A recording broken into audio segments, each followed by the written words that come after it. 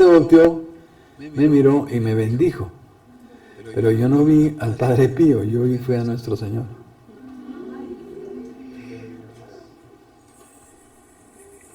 Claro, yo sentí un corrientazo que me atravesó de la cabeza a los pies. Y bueno, entró el Padre Pío y yo me fui a revestir para celebrar la misa. Había un viejito que yo me había encontrado en el pueblo, no me acuerdo en dónde. Me dijo, todo el que se acerca al Padre Pío sale transformado, solamente con acercarse. El Padre Pío irradia una gracia. Entonces yo me fui a celebrar la misa, me puse el amito que uno usaba en ese tiempo para celebrar. Y se acercó el viejito y me preguntó, ¿cómo le fue? Y yo no sé qué cara le hice, cómo estaría tan impregnado del Espíritu Santo en ese momento, que el viejito, sin que yo abriera la boca mirando, se puso a llorar. Vio que yo había recibido algo del Padre Pío, no sé qué vería, ¿no? Pero el viejito se le salieron las lágrimas, vio que yo había recibido alguna gracia muy grande porque acababa de tener esa experiencia en que había visto no al Padre Pío sino a nuestro Señor. Esos son los santos. Cuando uno se acerca a los santos, uno ve a nuestro Señor. Lo mismo Marta Robán que está en ese cosito allá, en ese... cuando uno llegaba donde Marta Robán, uno salía con otra cara, con otro rostro, con otra sonrisa, con otra mirada. Es impresionante el cambio de las personas después de hablar un ratico con Marta Robán, que era otra santa, comparable con el Padre Pío y más todavía, ¿no? Lo mismo la Madre Teresa de Calcuta o Juan Pablo II. Los santos son una maravilla porque irradian Espíritu Santo por todos lados, hasta por los poros. Bien, entonces, esa es la parte de Dios, darnos su vida, o más bien asumirnos en su vida, incorporarnos a su vida, meternos dentro de los procesos trinitarios, meternos dentro de los procesos de la vida de la Santísima Trinidad, meternos en sus movimientos del Padre, del Hijo y del Espíritu Santo, que comencemos a vivir la vida de la Trinidad. Por eso ayer hablamos de las tres Trinidades: la Trinidad del matrimonio, la Trinidad de la Iglesia y la Trinidad de la familia, ¿se acuerdan?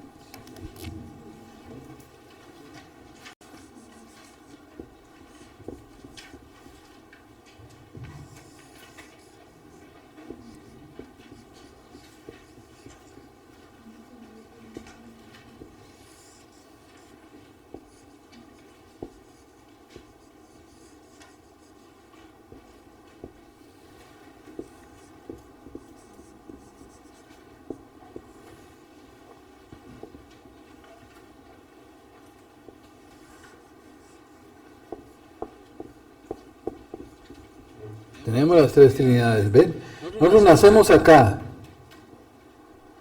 en la Trinidad de Papá y Mamá. Por el bautismo entramos a la Trinidad de la Iglesia. Y el día de nuestra muerte entraremos a vivir plenamente la Trinidad de Dios. Vamos de Trinidad en Trinidad. Por el nacimiento nacemos de la Trinidad de Papá y Mamá, de Adán y Eva. Por el bautismo entramos en la Iglesia, la Trinidad de la Iglesia, y el día de nuestra muerte entramos a vivir la Trinidad de Dios plenamente. Por eso la Trinidad es nuestra familia eterna. Vamos a vivir en el seno de la Trinidad eternamente. La Trinidad vivirá en nosotros y nosotros viviremos en la Trinidad. Una religiosa carmelita que fue beatificada ya, murió creo en 1916, se llama Sor Isabel de la Trinidad. poco conocida todavía en nuestro ambiente católico de Colombia, pero en Europa conocidísima, en Francia tremendamente conocida, ya beatificada por Juan Pablo II, yo creo hace unos 10 años. Y toda la vida de San Isabel de la Trinidad está centrada en vivir el misterio trinitario, entrar en el misterio trinitario, entrar en la Trinidad. ¿No sabe uno qué es más verdadero, que la Trinidad entra en uno o que uno entre en la Trinidad? Ambas cosas son verdaderas. Uno vive en Dios y Dios vive en uno. Dios habita en nosotros y nosotros habitamos en Dios. Los teólogos llaman eso la inhabitación. La palabra así un poquito. Inhabitación, es decir, que Dios habita en mí y yo habito en Dios. Por eso nuestro Señor en el capítulo 17 de San Juan dice que Él vive en nosotros, en Él y Él en nosotros. Nosotros en Él y Él en nosotros. Dice nuestro Señor.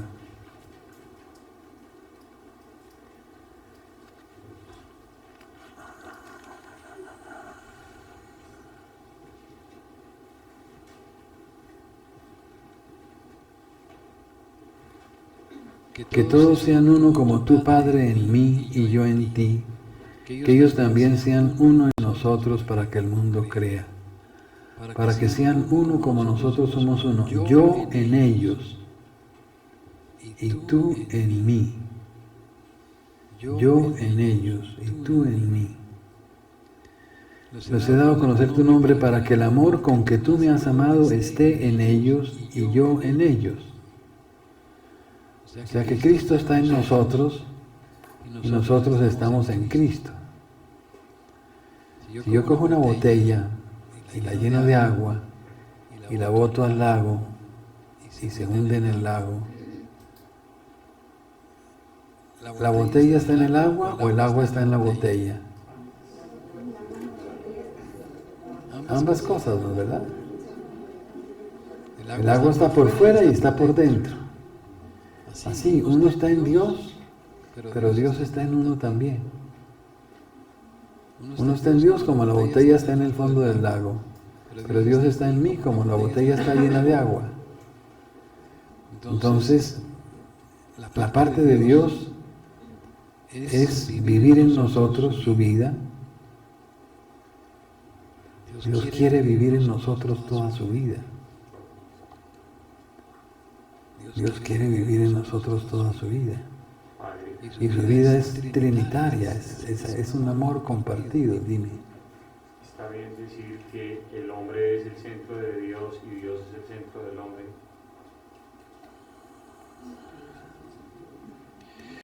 Dios es el centro del hombre, sí.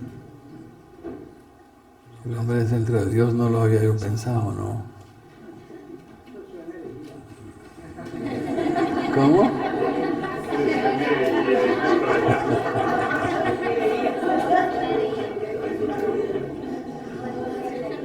Pues todo fue creado para el hombre, por él. Sí. Claro que San Pablo dice, todo es vuestro, es decir, todo está creado por el hombre. Vosotros de Cristo, Cristo es el centro del hombre y Cristo es de Dios. Si entiendes por el hombre a Cristo, sí podemos decir que el hombre es el centro de Dios, porque Cristo es Dios y está en el centro, ¿no? Y en cuanto estamos en Cristo, podríamos decir que sí. Al estar nosotros en Cristo, porque Cristo es el centro de Dios, estaríamos en el centro de Dios por ser miembros de Cristo. Está bueno. Está bueno.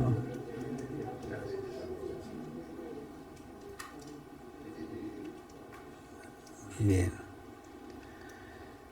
Dios quiere entonces introducirnos en el misterio trinitario, en el misterio de su vida. Dios quiere que la Trinidad sea el hogar, dijéramos así, la familia, nuestra familia. Dios quiere que vivamos en la familia trinitaria, que es una protofamilia, una superfamilia, más perfecta que la familia humana, pero la familia humana es imagen de la divina. Ya lo vimos en las tres Trinidades. Pero la familia humana no es cualquier cosa, es una imagen perfecta de Dios. Y el matrimonio humano es una imagen perfecta de Dios. La persona que se consagra a Dios en virginidad, ¿no?, entra a vivir el matrimonio espiritual con Dios y de Dios. Y fructifica ya no en hijos carnales, sino en hijos espirituales, dando el Espíritu Santo a todos los que nos rodean. Por eso se trata de vivir el misterio trinitario. En el libro que yo escribí, precisamente ese es el primer capítulo, ¿no? La vida cristiana es vivir la Trinidad.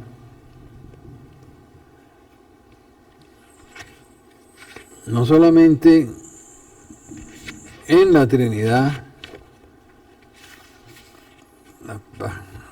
capítulo primero, vivir la Trinidad, vivir en la Trinidad. Esta es la finalidad de todas las cosas,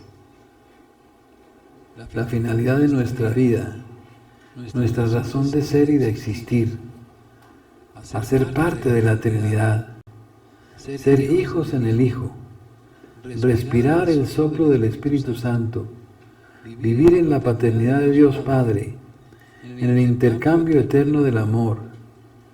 La Trinidad no es una cosa que se contempla en el cielo. La Trinidad no es ni siquiera una persona que está fuera de nosotros. Nosotros estamos en ella. Vivimos al interior de la Trinidad. Estamos llamados a vivir la vida trinitaria por toda la eternidad. La Trinidad es nuestro hogar, es nuestro foyer, es nuestra morada, es nuestra vida, es nuestro todo. Nosotros no podemos comprender el sentido de la vida fuera del misterio de la Trinidad. Él es la razón de todas las cosas, el principio sin principio, la finalidad de todo, el alfa y el omega. El misterio de la Trinidad es el centro de todo. Todo viene de Él y todo se dirige a Él. El hombre ha sido creado a imagen de Dios. La iglesia y la familia son imagen de la vida trinitaria. San Pablo nos lo dice, que la iglesia y la familia tienen entre ellos una semejanza. Entonces comenzamos a explicar lo de las tres Trinidades. ¿Ven? Entonces, Sor Isabel de la Trinidad nos enseñó a contemplar, a meditar, a asimilar el misterio trinitario. La Trinidad ya no debe ser como un misterio incomprensible que está por allá lejos, que uno dice, eso es un misterio, yo no entiendo nada. Tenemos que aprender a que vivimos dentro del misterio trinitario. La Trinidad estamos sumergidos en ella. Y el misterio trinitario está sumergido en nosotros. Yo en ellos y ellos en mí. Tenemos que, en la oración, en el silencio del retiro, contemplar, meditar, releer estas palabras que nos abran el corazón para que podamos sentir cómo estamos sumergidos en el corazón de la Trinidad. Y cómo la Trinidad es nuestra vida, es nuestro hogar, es nuestro todo. ¿Qué es lo que Dios quiere hacer? La salvación que Dios nos quiere dar. El Padre quiere darnos el don total. Y el don total que el Padre nos da es el Hijo. Cristo que se da a nosotros, que se da en la Eucaristía, que se da en los sacramentos, que se da en la confesión, que se da en la oración, que se da en todo. Y el Padre y el Hijo que nos dan el Espíritu Santo, que nos lo dan en el bautismo, que nos lo dan en la confirmación, en la oración, en la Eucaristía, en todo, en todo. En un permanente Pentecostés. Yo experimenté ese don del Pentecostés hace ya muchos años. Los que han venido a retiros me lo han oído ya muchas veces. Era un septiembre del año 72, ninguno de ustedes había nacido. Denme las gracias. 72. Y me invitaron a un retiro en Bogotá. Un sacerdote amigo de la diócesis de Facatativá, el padre Román Cortés. Y yo fui sin tener ni idea de qué se trataba. El retiro lo daba un sacerdote de Estados Unidos, un americano, del estado de Nueva York. Él contó cómo él había experimentado el Espíritu Santo. Lo invitaron a un retiro, a un grupo de oración, perdón. Él no quería ir, pero acabó yendo. Y vio que eran muchos jóvenes que oraban con mucha libertad y levantaban los brazos y aplaudían y todo. Y él se sentía como muy raro, como muy tieso y muy majo, pero no participaba en nada. Y al final de la reunión dijeron: el que quiera recibir el Espíritu Santo, pase aquí adelante. Y él dijo: me daba mucha vergüenza a mí, sacerdote, pasar a que unos muchachos oraran por mí. Pero dice: yo me tragué mi amor propio y pasé. Y oraron por mí, dice, y él comenzó a llorar, sin saber por qué. Y esa noche no durmió, se la pasó leyendo los Hechos de los Apóstoles, todo lo del Espíritu Santo. En la mañana siguiente estaba tan feliz, brincaba y saltaba y cantaba. Y la mamá estaba preocupada, decía: ¿qué le pasa a John que está como tan contento? Y se fue a celebrar la misa y dice: prediqué durante 3/4 de hora y por primera vez nadie se durmió. Y él era profesor de la universidad y la clase se convirtió en un grupo de oración prácticamente. Y el muchacho peor de toda la clase un día le dijo: padre, yo quiero recibir el Espíritu Santo. Y fueron al despacho. El padre oró por él, le puso las manos por primera vez a una persona. El muchacho comenzó a orar en otra lengua. Comenzó a orar en lenguas. Entonces yo dije: yo quiero eso también para mí. Y fui yo allí con el padre y me confesé con el padre, y él oró por mí, pero no pasó nada. El día siguiente terminó el retiro, era 3 de septiembre del 72, y el padre dijo: los que quieran recibir el Espíritu Santo, arrodíllense. Y nos arrodillamos todos, éramos 45 personas, 9 sacerdotes. Hoy algunos hoy día son obispos y todo, y oraron por todos nosotros y por mí también, y tampoco pasó nada. Entonces yo sí quedé como preocupado, yo quedé triste, y dije: ¿y esta cosa? El Espíritu Santo no pudo conmigo, ¿qué pasó? Entonces yo cogí mi carrito, Isaac, y me vine para el foyer, eran las 9 de la noche. Y yo venía pensando: ¿por qué no pasó nada? Y ahí me habló nuestro Señor y me dijo: porque no te has entregado totalmente a Dios. Entonces, ¿qué hice yo? Pues entregarme totalmente a Dios. Y me acordé, iba como en el tercer puente de la autopista, que llamamos tercer puente. Y me acordé que el Padre había dicho que uno debe alabar a Dios siempre, cuando todo va bien y cuando todo va mal. Yo decía: pero ¿y por qué gracia cuando todo va mal? Uno alaba a Dios cuando todo va bien, pero cuando todo va mal, ¿cómo así? Pero dije que si el Padre lo dijo, debe ser por algo. Pues voy a alabar a Dios, aunque todo iba muy mal, porque yo sentía que no había pasado nada. Que habían orado 2 veces por mí y nada había pasado. Pero yo no sabía que el Espíritu Santo ya estaba ahí adentro. Faltaba era que se manifestara. Y entonces dije: o ahora o nunca, voy a alabar a Dios. Y me acordé del Salmo 129, que dice: desde lo profundo del abismo clamo a ti, Señor. Señor, oye mi voz, etcétera, etcétera. Yo me lo sabía en latín, Y lo fui a decir en latín y comencé a hablar en otra lengua. Pero yo no entendí nada en lo que estaba diciendo. Y dije, ¿y esto qué es? Porque el Padre no había explicado nada del don de lenguas. Ni yo sabía qué era eso. Entonces yo dije, esto no puede ser el don de lenguas, porque me imagino que uno cuando ora en lenguas entiende lo que dice, pero yo no entiendo nada. ¿O será que es un don de lenguas subdesarrollado, especial para colombianos, o qué será? Hasta en eso seré ya de malas, que ahora ya ni entiendo lo que digo. Y sentí como una bola de fuego, como un sol de fuego que entró hasta mis pies.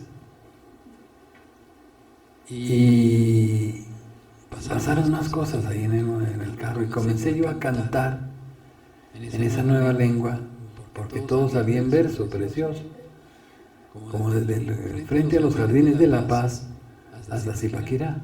Duré como 40 minutos cantando, pero yo no le dije nada a nadie, porque dije, ¿qué me van a creer? Me moriré con mi secreto. Yo no dije nada, pero nos habían regalado un librito en el retiro, y al leer el librito encontré el testimonio de la familia Trapp. La familia Trapp fue la de la novicia rebelde, ¿recuerdan? Y dice que una de estas niñas oraron por ella para que recibiera el Espíritu Santo, y estaba en su casa arrullando a su nené recién nacido, y de golpe comenzó a hablar en una lengua que no entendía. Yo dije, eso fue lo que a mí me pasó anoche en el carro. Pero yo querría que me volviera a pasar. Pero la casa cural era tan chiquita que si me ponía a llorar ahí, dirían que el padre se chifló. Entonces cogí el carro y me vine así para acá, para Cogua, a ver si me volvía a pasar. Y efectivamente, en el momento que abrí mis labios, comencé a orar en otra lengua. Pero, oh sorpresa, nuestro Señor había cambiado la emisora y era una lengua diferente de la del día anterior. Y al ratico pasé a otra, y a otra, y a otra, y a otra, y a otra, y a otra. Yo no sé cuántas lenguas oré. Yo iba en el carro manejando, orando, cantando, riéndome y llorando todo el tiempo. ¿Cómo hace uno para hacer tantas cosas al tiempo? No sé. En todo caso, yo no le conté a nadie. Solamente comencé a decirle a la gente de mi parroquia, tienen que recibir el Espíritu Santo, tienen que recibir el Espíritu Santo, tienen que recibir el Espíritu Santo. La gente me miraba con unos ojazos como asustados. Y el Padre ahora, ¿con qué resultó con su Espíritu Santo? Y a los pocos días un muchacho me dijo, Padre, yo quiero recibir el Espíritu Santo. Y se confesó, y yo por primera vez le impuse las manos a alguien. Un minuto. Y le dije, Señor, dale el Espíritu Santo a este chino. El muchacho se paró, se fue para su casa, y al día siguiente no vino. Yo preocupado, ¿qué le habrá pasado? Y al tercer día apareció. Cuando yo lo vi entrar a la casa cural, tenía otra cara.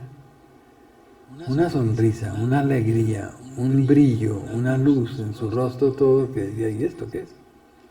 Dije, ¿qué le pasó? Dijo, yo no sé, el Padre oró por mí, yo no sé qué me pasó, pero estoy en un gozo y una felicidad que todo el mundo me pregunta que qué me pasa, que si fue que conseguí novia o qué. Y yo no les sé explicar porque ni yo sé qué me pasó. Dije, gloria a Dios, el Espíritu Santo funcionó. Y él le contó a otro compañero y también llegó, Padre, que yo también quiero, y otro, y otro, y otro, y otro. A los pocos días era toda la parroquia. Nacieron como 40 grupos de oración. Todas las noches hasta las 2 de la mañana orando por la gente. Ya estábamos enfermos de trasnochar.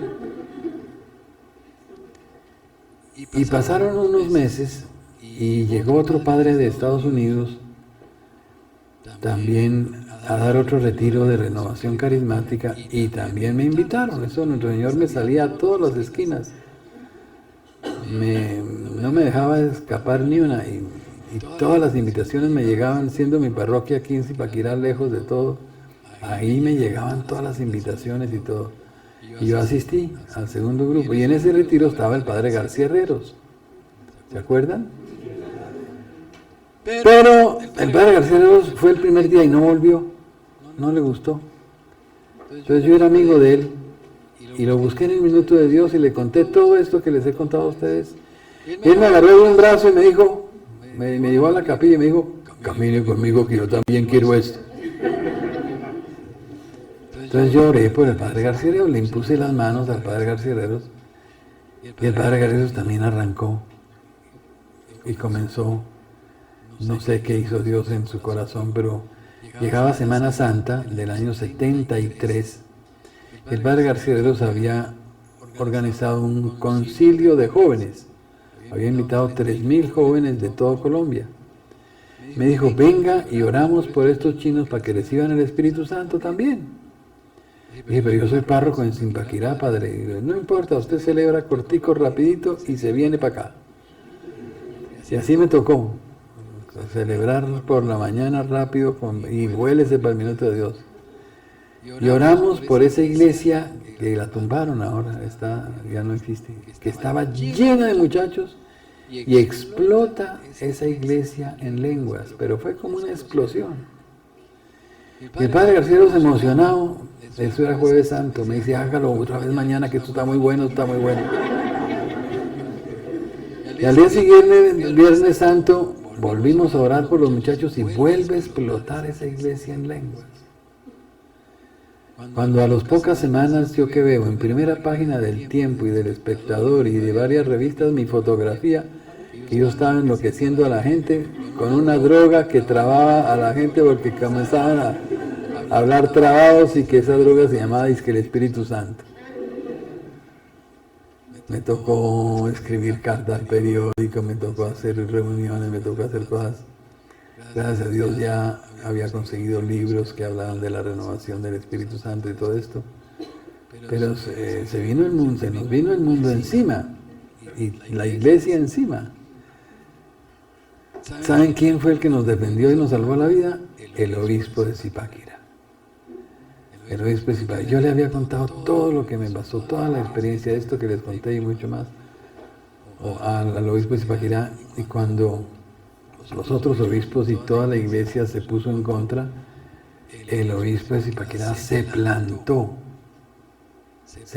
con toda la energía que tenía él y todo el carácter y toda la personalidad de Monseñor Jáuregui, Buenaventura Jáuregui, un hombre de hierro, y no dejó que nos tocaran ni que nos hicieran nada, nos defendió a capa y espada contra todo el país. Y gracias a la defensa de Monseñor Jáuregui, la renovación carismática nació en Colombia.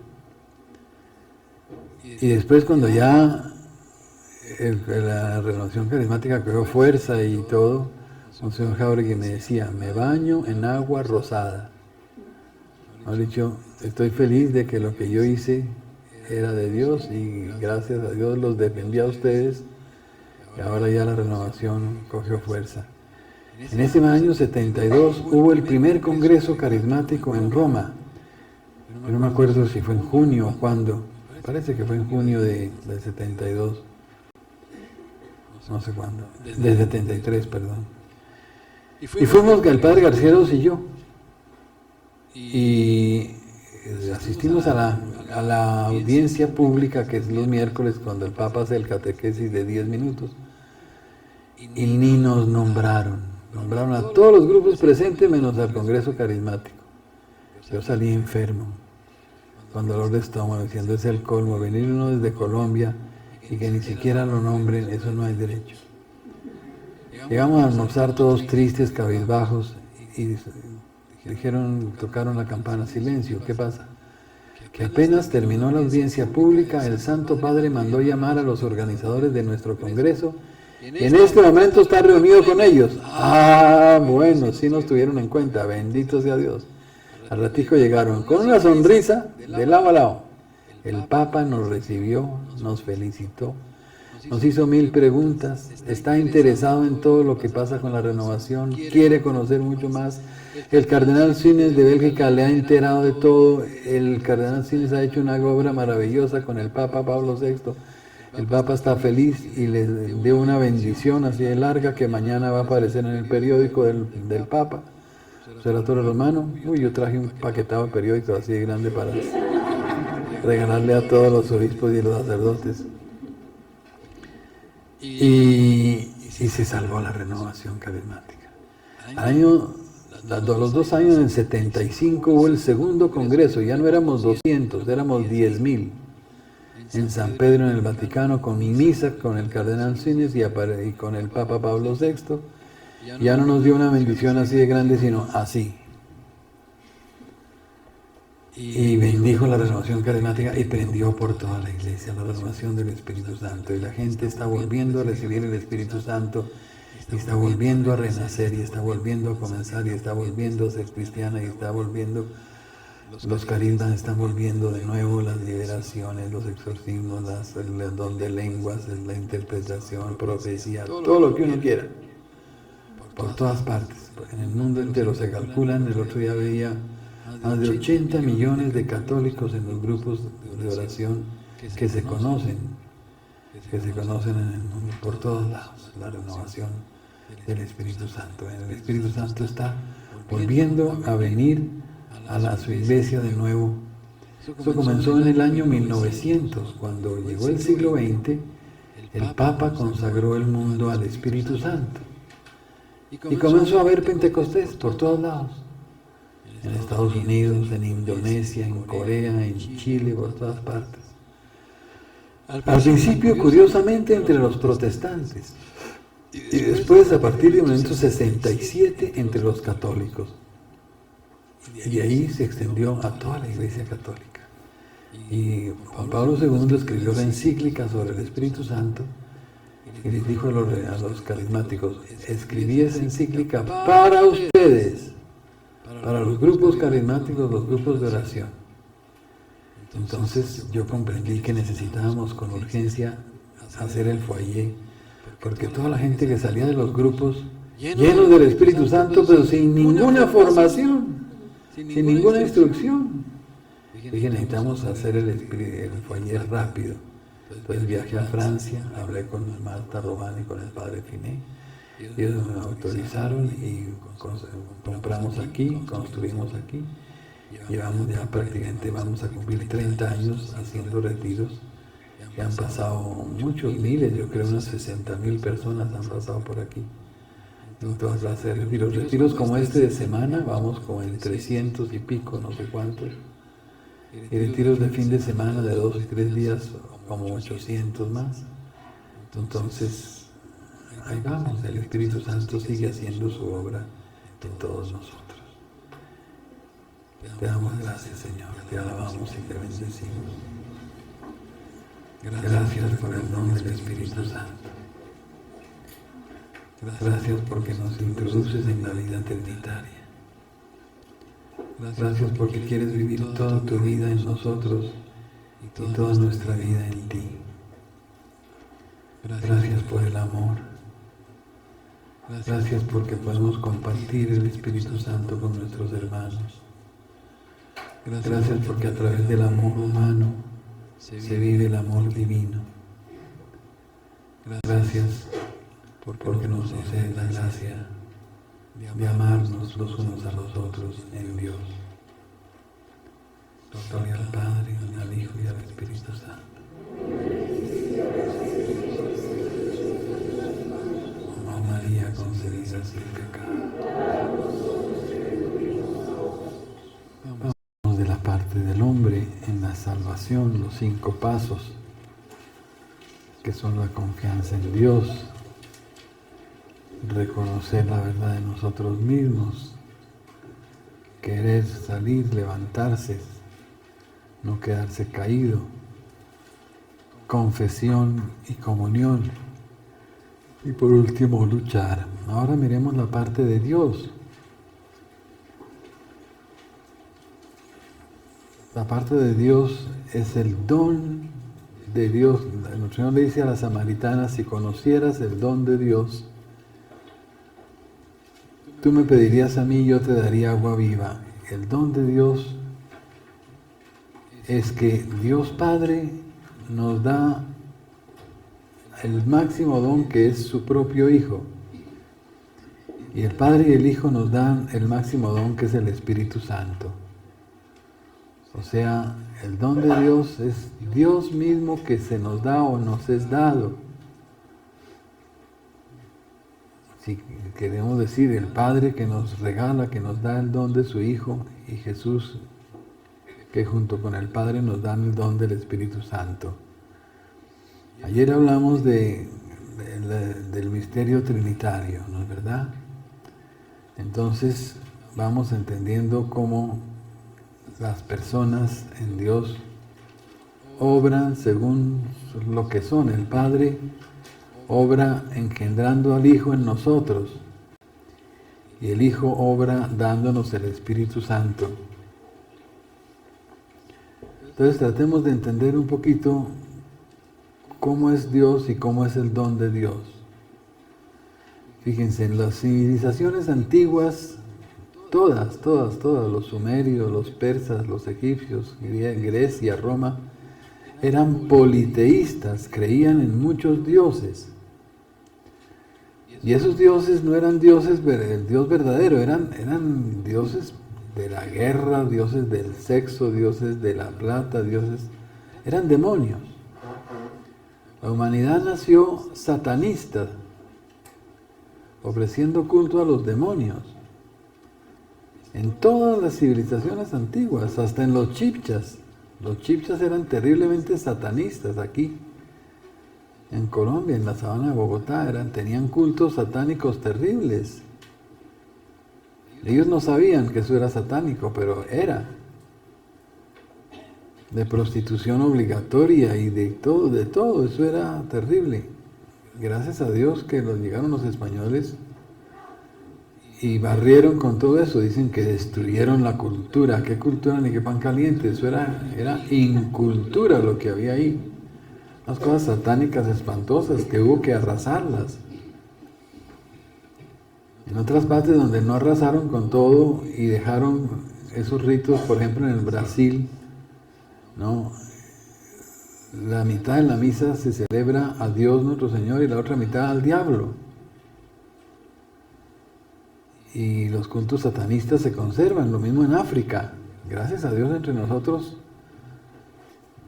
cortaron por lo sano y quitaron todo y acabaron con todos esos cultos satánicos, pero en otras partes no. En África todavía, por ejemplo, los cultos satanistas subsisten, ¿no?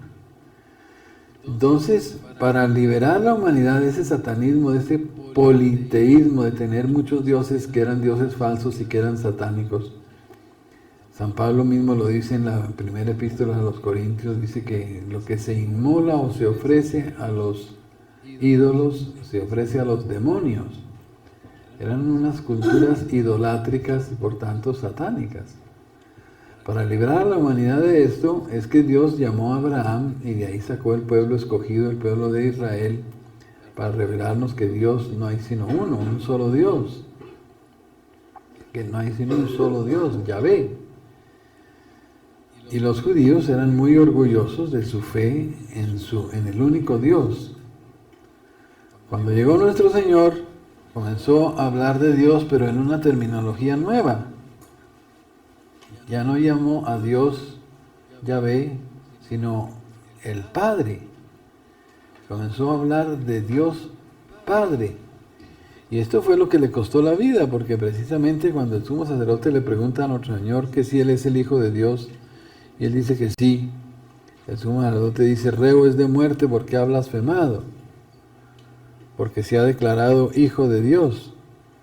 Cristo, en el Evangelio lo vemos solamente en San Juan más de 100 veces, llama a Dios Padre, habla del Padre, perdón.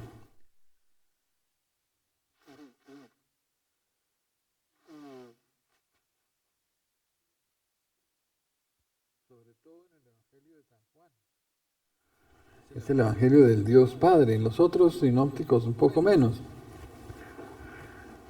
Pero en San Juan sí. Y los judíos se escandalizaban de que Jesús llamara a Dios su Padre.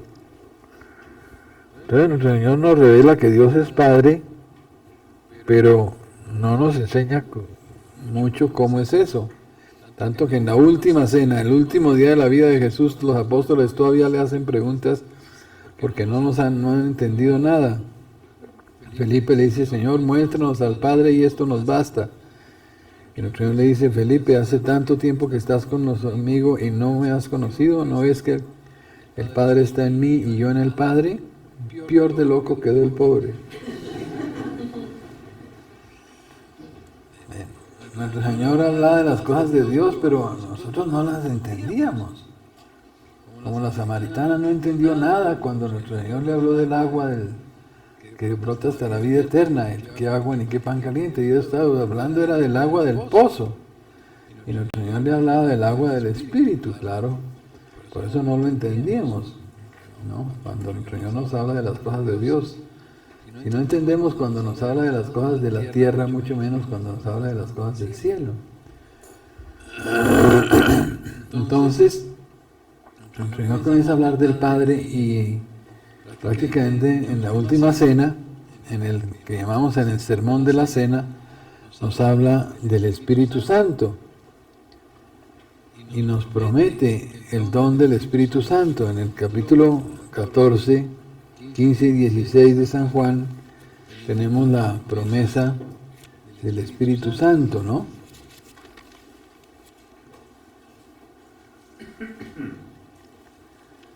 Eso está en Juan capítulo 14, versículos 16 y 17. 14, 16 y 17. Capítulo 14, versículo 26. Segundo texto. Capítulo 15, versículo 26.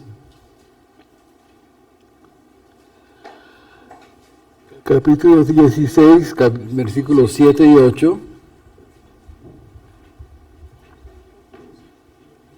16, 7, 8. Y capítulo 16, versículos 13 y 14.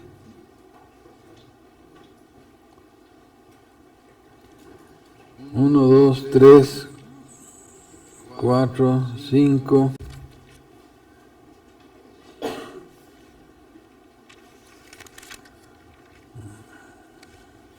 Textos que nos anuncian la venida del Espíritu Santo. Repito, capítulos 14, versículos 16, 17 y 26. Capítulo 15, versículo 26. Capítulo 16, versículos 7, 8, 13 y 14. Son las promesas en que nuestro Señor anuncia que Él enviará el Espíritu Santo. Y efectivamente, en Hechos de los Apóstoles, capítulo 1, dice que les mandó a los apóstoles que no se ausentaran de Jerusalén, sino que aguardaran la promesa del Padre, porque Juan os bautizó con agua, pero vosotros seréis bautizados con el Espíritu Santo dentro de pocos días. Capítulo 1, versículo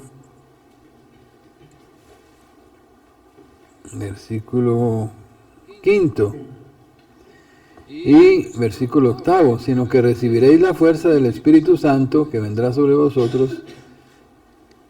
Recibiréis la fuerza del Espíritu Santo. Entonces, el Señor anuncia el don del Espíritu Santo y efectivamente los apóstoles, después de que Jesús subió al cielo, se quedaron 10 días más esperando la venida del Espíritu Santo y a los 50 días de la resurrección, o sea, Pentecostés, Pente 5, ¿no?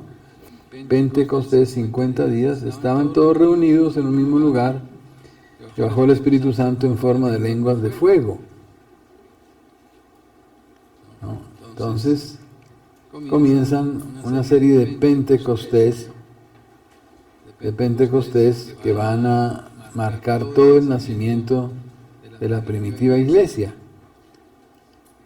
Eso está en Hechos de los Apóstoles, capítulo 2, versículo 1. Es el primer Pentecostés. Después, en 2:41 de Hechos, dice que 3,000 personas recibieron el bautismo y el Espíritu Santo. Hechos 2:41. Hechos 4:31.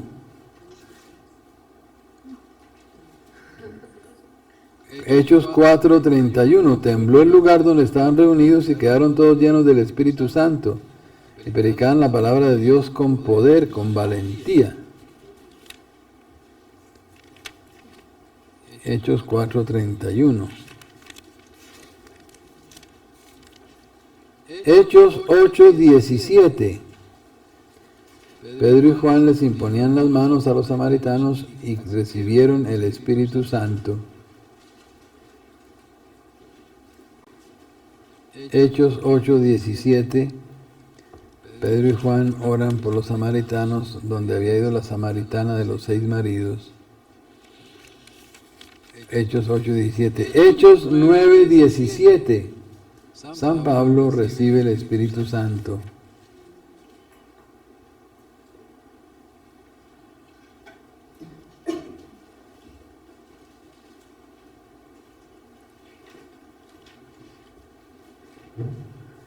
Hechos 10:44.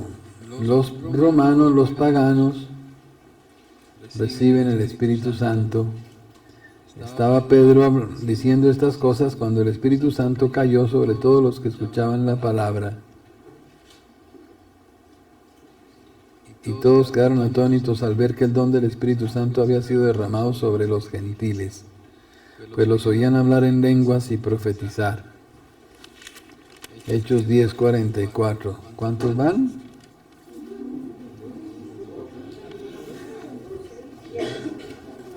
Hechos 19:6. San Pablo impone las manos sobre los efesios y reciben el Espíritu Santo y se pusieron a hablar en lenguas y a profetizar. Entonces, la iglesia nace en un permanente Pentecostés. En un permanente Pentecostés. Y los apóstoles comienzan a comprender que el Padre envió a Jesús y que Jesús les dio el Espíritu Santo. Hasta ahí llegaba su sabiduría. El Padre envió a Jesús al mundo a morir en la cruz y a resucitar. Y Jesús resucitado les dio el Espíritu Santo. Ellos veían que le imponían las manos a la gente y la gente recibía el Espíritu Santo y comenzaba a hablar en lenguas extrañas o se liberaban del demonio, o recibían revelaciones o visiones o comenzaban a profetizar. Era imponer las manos, era orar por las personas y eso explotaba el Espíritu Santo en alguna forma carismática, etc. Entonces la primitiva iglesia, toda su teología se reducía a saber que el Padre envió a Jesús al mundo y que Jesús murió y resucitó para dar el Espíritu Santo. Hasta ahí llegaba toda su sabiduría. Y por eso pasó lo que dijimos ayer. En los primeros siglos, los cristianos se preguntaban ¿cómo es la Trinidad? Y no había ninguna explicación. Solo en el siglo IV, cuando, como dijimos, llegó la paz de Constantino al mundo, surgió la teología de la Trinidad, en que los padres primeros de la iglesia dijeron lo que dijimos ayer, que de uno salieron dos, del Padre salió el Hijo, y del Padre y el Hijo salió el Espíritu Santo. Entonces, ¿cómo se fue entendiendo? Poco a poco. Después con Ricardo de San Víctor y todo se entendió un poco más. Se entendió que del Padre salió el Hijo, porque resulta que hubo una herejía, un hereje, que se llamaba Arrio, un sacerdote de Alejandría, Egipto, que dijo eso del Padre, el Hijo y el Espíritu Santo es muy fácil. Yo lo entendí perfectamente. ¿Cómo? Dios es el Padre, el Hijo es un hombre, una criatura, y el Espíritu Santo es una energía que nos da Cristo. Muy fácil. Dios es el Padre, el Hijo no es Dios, no, el Hijo es un hombre, un sabio, profeta, grande, pero hombre. Y el Espíritu Santo, mi persona será, es una fuerza, una energía. Y esa herejía que se llama el arrianismo cundió por todas partes. La Iglesia de España, por ejemplo, nació completamente arriana, en la herejía de Arrio. Pero Santa Elena, la mamá del emperador Constantino, que era una santa, vio que eso era una herejía y le dijo a Constantino, su hijo, que hiciera algo para trancar esa herejía. Y Constantino habló con el Papa. Y el Papa convocó el primer concilio ecuménico, concilio de Nicea, en el año 325 de la era cristiana. Nicea es en Turquía. Y ese concilio, dirigido especialmente por San Atanasio, patriarca de Alejandría, ese concilio condenó la herejía de Arrio y dijo: el Padre es Dios y el Hijo también es Dios. Porque Arrio decía que el Hijo no era Dios, que el Hijo era una criatura, y entonces negaba la divinidad de Cristo. Pero el concilio condenó a Arrio y afirmó la divinidad de Cristo, del Hijo eterno de Dios. Dijo: Cristo es Hijo de Dios, Dios de Dios, luz de luz, Dios verdadero de Dios verdadero, engendrado, no creado, de la misma naturaleza que el Padre. ¿Qué dices? ¿Se puede decir que la nueva era se fundamenta en esa herejía? Porque ellos hablan así, ellos dicen que Jesús es un profeta, que solo hay un Dios y que lo que nos mueve es una energía y un poco de cosas así, pero todo es con energía. A ver, algo sí, seguramente. Todas esas cosas tienen su parecido, ¿no? El diablo no. El diablo siempre se repite, como decíamos esta mañana. Muy probablemente no. No es imposible. El hecho es que el concilio de Nicea afirmó la divinidad de Cristo, no alcanzó a afirmar la del Espíritu Santo. Se necesitó el siguiente concilio, que fue el de Constantinopla en el año 381, que afirmó la divinidad del Espíritu Santo. Y con esos dos concilios de Nicea y Constantinopla se compuso el credo que rezamos los domingos en la misa. Se llama el credo niceno-constantinopolitano. No tiene nada que ver con el metropolitano, ¿no?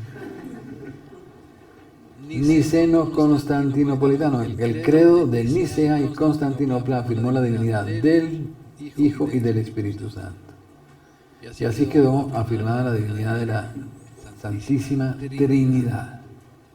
El Padre es Dios, el Hijo es Dios, concilio de Nicea, y el Espíritu Santo es Dios, concilio de Constantinopla. 325-381. Ya con esta afirmación de que el Padre es Dios, el Hijo es Dios y el Espíritu Santo es Dios, se comenzó a construir la teología de la Trinidad, que acabó estructurándose en el esquema de Ricardo de San Víctor de que hablamos ayer. El Padre engendra al Hijo desde toda la eternidad. El Padre es eterno porque el Hijo es eterno. No sería Padre eterno si no hubiera Hijo. Sería solterón eterno. Pero es el Padre engendra al Hijo desde toda la eternidad y es Padre porque hay Hijo. Si no hay Hijo no hay Padre tampoco. Entonces el Hijo es eterno, lo mismo que el Padre. Por eso dice, nacido del Padre antes de todos los siglos.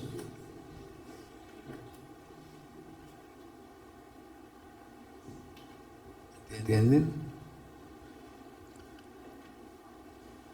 Entonces se fue poco a poco aclarando el misterio trinitario. El Padre engendra al Hijo porque por amor le da todo su ser, toda su vida. Todo lo que el Padre es se lo da al Hijo. Su ser, su espíritu, su sabiduría, su gloria, su poder, todo.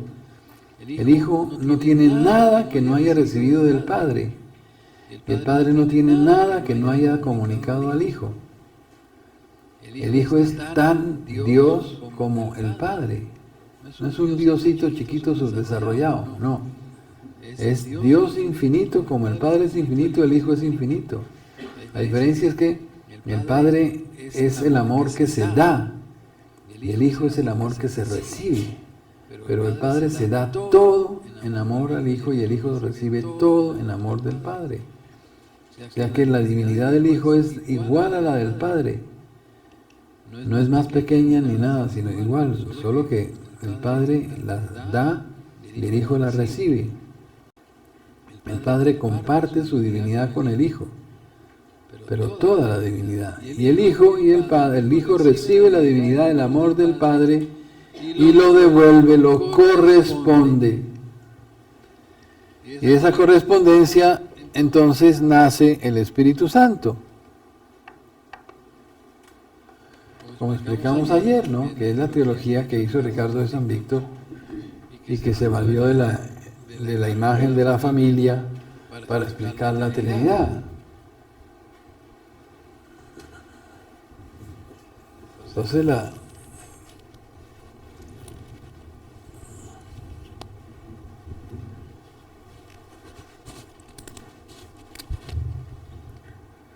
Trinidad, tenemos el Padre, ¿se acuerdan? El Padre da toda su divinidad al Hijo. El Hijo recibe todo el amor, toda la divinidad del Padre. El Hijo es Dios de Dios, luz de luz, Dios verdadero de Dios verdadero, engendrado, no creado. Porque Arrio decía que era creado. Para condenar a Arrio se dijo no creado. Arrio decía que el Hijo era inferior al Padre y el concilio dijo no, de la misma naturaleza que el Padre. De la misma naturaleza. Claro que la palabra misma en español nos puede llevar a concebir las cosas mal, porque uno puede decir que son dos personas con dos naturalezas iguales, y lo que el concilio quiere decir que no son dos naturalezas iguales, sino que es que el mismo ser del Padre es el que se comunica al Hijo, no un ser igual, sino el mismo idéntico. El Espíritu del Padre se comunica al Hijo, la divinidad del Padre idéntica está compartida por el Hijo. Es lo que el concilio llamó consustancial, o de la misma naturaleza o de la misma sustancia del Padre. Y el Hijo entonces devuelve el amor al Padre y el fruto es el Espíritu Santo.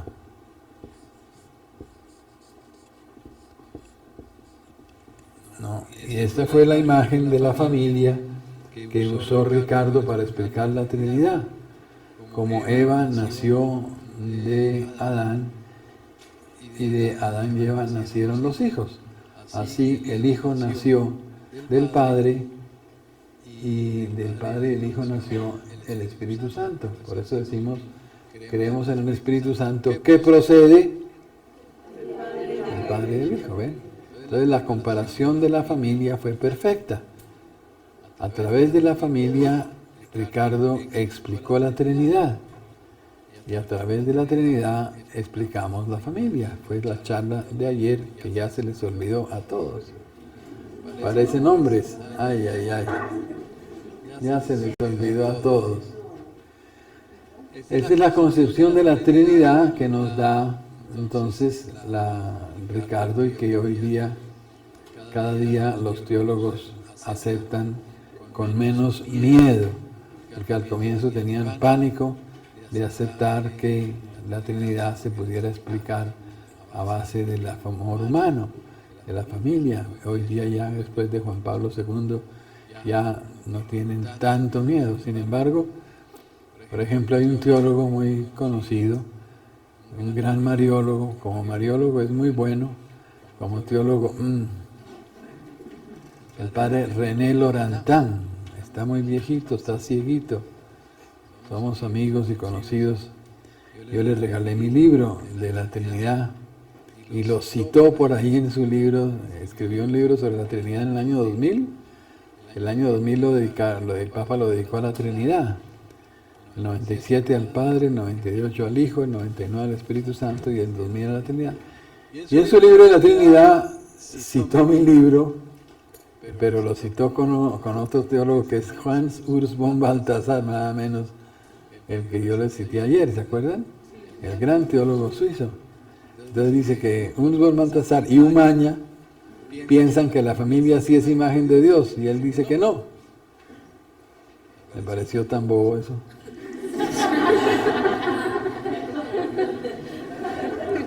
Después de que el Papa lo dice en todos los tonos, ponerse a negarlo, es ridículo. Bueno, pero que Dios perdone al Padre Lorantani y le quite el purgatorio por decir las cosas.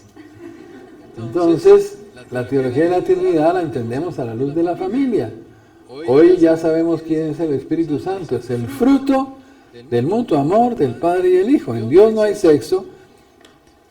El Padre y el Hijo y el Espíritu Santo no tienen sexo, son espíritu puro, pero el sexo sí es imagen de Dios, como lo vimos ayer. Entonces ya sabemos quién es el Espíritu Santo, es el fruto del mutuo amor. Por eso, cuando hay mutuo amor en una familia, se produce el Espíritu Santo, fructifica, aparece el Espíritu Santo.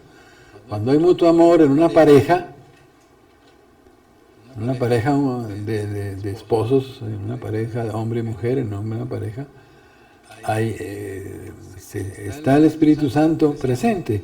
Cuando hay amor mutuo en una comunidad religiosa, está el Espíritu Santo presente. El Espíritu Santo siempre será el fruto del mutuo amor, sea del matrimonio, sea de la pareja, sea de la familia, sea de la comunidad, sea de lo que sea. El fruto siempre se produce el Espíritu Santo. Y aparece con sus dones y con sus gracias y con sus carismas y con sus luces y con todo. El Espíritu Santo siempre es fruto del mutuo amor. A ver. Claro, el Espíritu Santo es una persona, no es una energía, es una persona.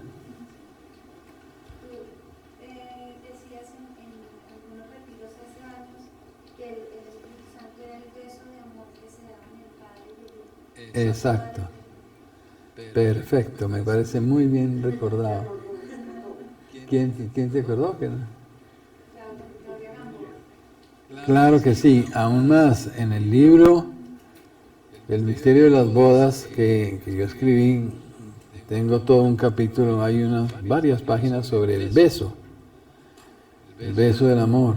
Y es San Bernardo el que habla del beso de Dios, del beso de la esposa y de la esposa, del esposo y de la esposa, el beso. San Juan de la Cruz también habla de lo mismo. Santa Teresa de Jesús, Santa Juana, Santa Catalina de Siena, etcétera, ¿no? Y dice que el Papa mismo lo dice. El Espíritu Santo es el fruto del beso de amor del Padre y el Hijo, ¿no?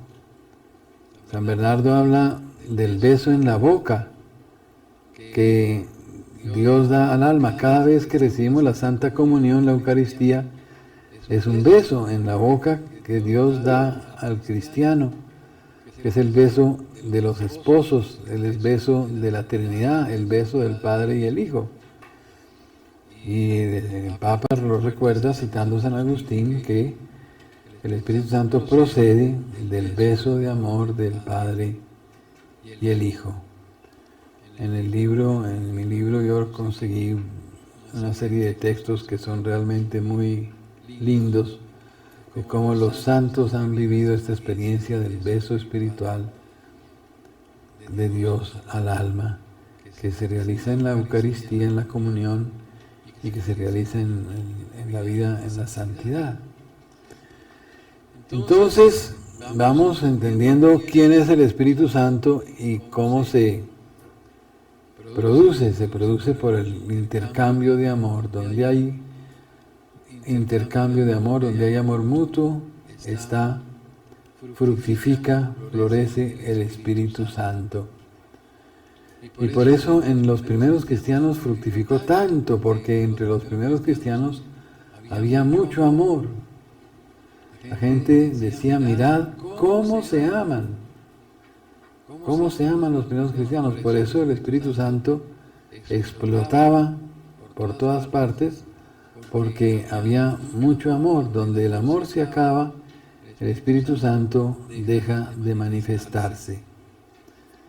Por eso en un matrimonio debe vivir el amor plenamente entre los esposos para que el Espíritu Santo siempre se manifieste, ¿no? Cuando hay amor mutuo, en el mutuo amor espiritual, el Espíritu Santo se manifiesta con toda su gracia, con toda su fuerza, con todo su poder.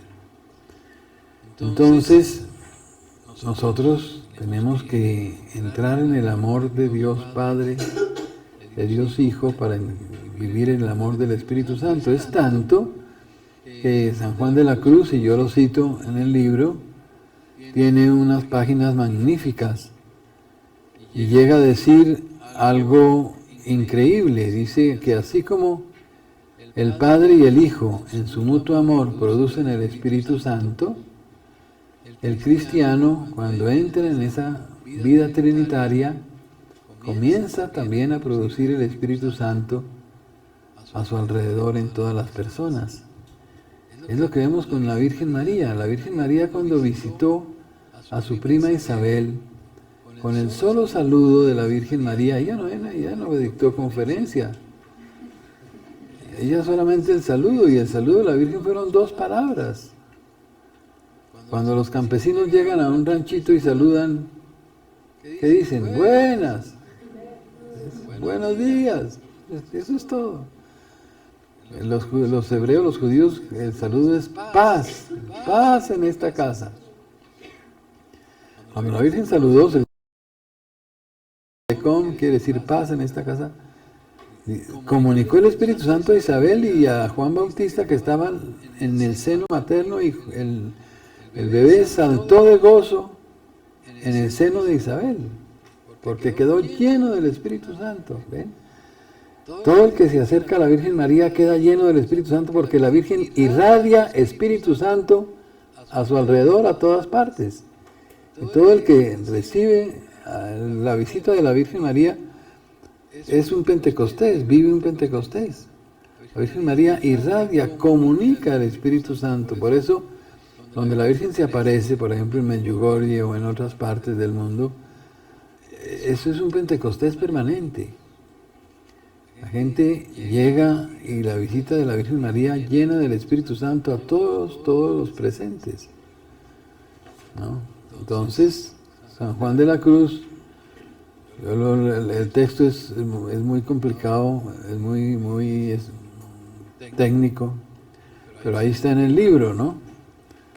De cómo nosotros participamos de la producción del Espíritu Santo en la tierra, como Cristo lo vive en el cielo, pero no me acuerdo exactamente la página, y si me pongo a buscarlo perdemos tiempo. Pero eso es así. Entramos en la vida trinitaria. Ser cristiano es entrar en esta vida trinitaria, ¿no?, eterna. Por eso el Señor dice, tiene la vida eterna. Entramos por acá, por Cristo. Cristo es la puerta por donde uno entra a la vida trinitaria. Por eso somos hijos en el Hijo. Nos convertimos en pedacito, miembros de Cristo. Por eso San Pablo dice que así como Cristo, siendo uno, tiene muchos miembros, y cada uno de nosotros es miembro de Cristo, Cristo nos asume, nos convierte en células vivas, dijéramos así, de su cuerpo. Nos asume en su vida, en su ser, y comenzamos a vivir en el Hijo la vida de la Santísima Trinidad. Por eso el Señor dice, el que cree en mí tiene la vida eterna. Es decir, no solamente eterna de para adelante, sino eterna en el presente. La vida eterna es la vida del Padre, del Hijo y del Espíritu Santo. Entonces, Por el bautismo entramos a vivir la vida del Hijo.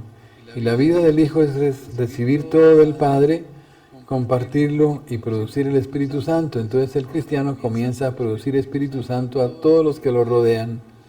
Un verdadero cristiano lleva el Espíritu Santo a todas partes y a donde llega irradia Espíritu Santo a todos los presentes, a toda la gente. Eso es ser un cristiano, es una persona que irradia Espíritu Santo a todo el mundo como la Virgen. María, donde la Virgen se manifiesta, todo el mundo queda lleno del Espíritu Santo. Entonces, vamos entendiendo un poquito cómo es la vida cristiana. El Padre nos da al Hijo para que el Hijo nos asuma en sí mismo, en Él mismo, nos haga miembros de su cuerpo, y al ser miembros de su cuerpo, entonces comenzamos a llenarnos del Espíritu Santo y a comunicar el Espíritu Santo a nuestro alrededor. Entonces el don de Dios es el don de la Trinidad. El Padre nos da a su Hijo y en Cristo nos da, el Padre y el Hijo nos dan el Espíritu Santo para que lo irradiemos a nuestro alrededor. Todo cristiano debe irradiar Espíritu Santo. Llenarse del Espíritu Santo para irradiarlo, como la Virgen María. Y es lo que vemos en los santos, ¿no? Cuando uno se acerca a un santo, uno sale transformado. Yo tuve, por ejemplo, la experiencia de conocer al Padre Pío. El Padre Pío, hoy San Pío, canonizado hace 4 años, 5 años, en el 2003 por ahí, ya se me olvidó. Yo fui a ver al Padre Pío en el año 62, él murió en el 68. Yo lo visité en el 62, 63. Y el Padre celebraba la misa a las 5 de la mañana en el pueblito San Giovanni Rotondo. Es un pueblito que queda en Italia, contra el Adriático, ¿no? Al sureste de Italia. Y asistimos a la misa, yo estaba con un seminarista.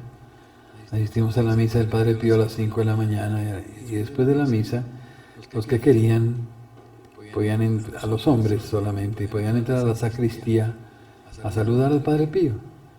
Él terminaba su misa, se arrodillaba en un reclinatorio a orar un ratico y después saludaba a la gente que estaba ahí y se iba al convento. El convento quedaba pegado.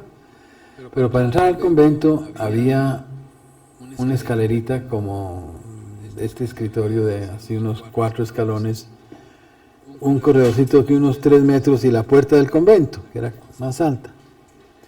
Yo me paré junto y dije, cuando el Padre Pío pase, yo lo toco. Como hizo aquella mujer que estaba enferma y que tocó a nuestro Señor, ¿se acuerdan? Y quedó sanada. Yo dije, yo lo toco sin que Él se dé cuenta. Y cuando el Padre Pío pasó, yo cogí el hábito, la sotana, no, así, y pensando que el Padre no se fuera a dar cuenta. Inmediatamente